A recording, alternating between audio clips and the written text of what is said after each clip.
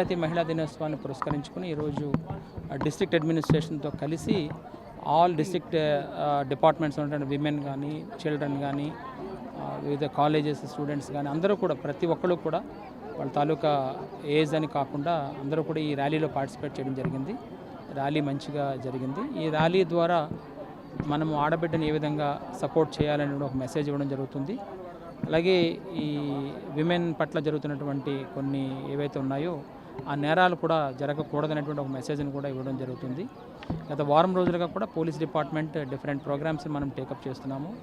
అందులో భాగంగా medical camps conduct చేస్తున్నాము.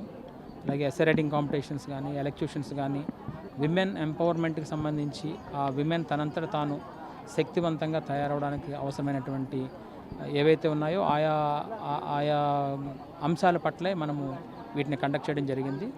6th ఎక్స్క్లూజివ్గా కలెక్టర్ గారు మొత్తం ఆల్ డిపార్ట్మెంట్స్ అందరికీ కూడా ఆ రోజు కంప్లీట్గా మనం ఒక స్పేస్ క్రియేట్ చేశాము. నాట్ ఓన్లీ స్పోర్ట్స్ వాళ్ళు డిస్కస్ చేశారు, చాలా విషయాలు స్పోర్ట్స్లో పార్టిసిపేట్ చేస్తున్నారు. అందరూ కలిసి కొన్ని అంశాల మీద ఏ విధంగా వెళ్ళాలనేటువంటిది కూడా జరగడం జరిగింది. నిన్న ఒక ప్యానల్ డిస్కషన్ కూడా టేకప్ చేస్తున్నాము. ఈ ప్యానల్ డిస్కషన్లో డిఫరెంట్ సెక్టర్స్ ఉన్నటువంటి విమెన్ ఎవరైతే ఉన్నారో వాళ్ళు కూడా పార్టిసిపేట్ చేసి ఏవైతే అంశాలు మేము అనుకున్నామో వాటి మీద విస్తృతంగా వాళ్ళు చర్చించడం జరిగింది.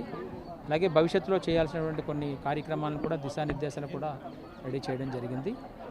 సో అంతర్జాతీయ మహిళా దినోత్సవం ప్రతి ఒక్కరికి తెలియజేసేది ఏంటంటే మహిళలను అన్ని విధాలుగా సపోర్ట్ చేయండి, వారికి అన్ని విధాలుగా చేయూతగా ఉండండి.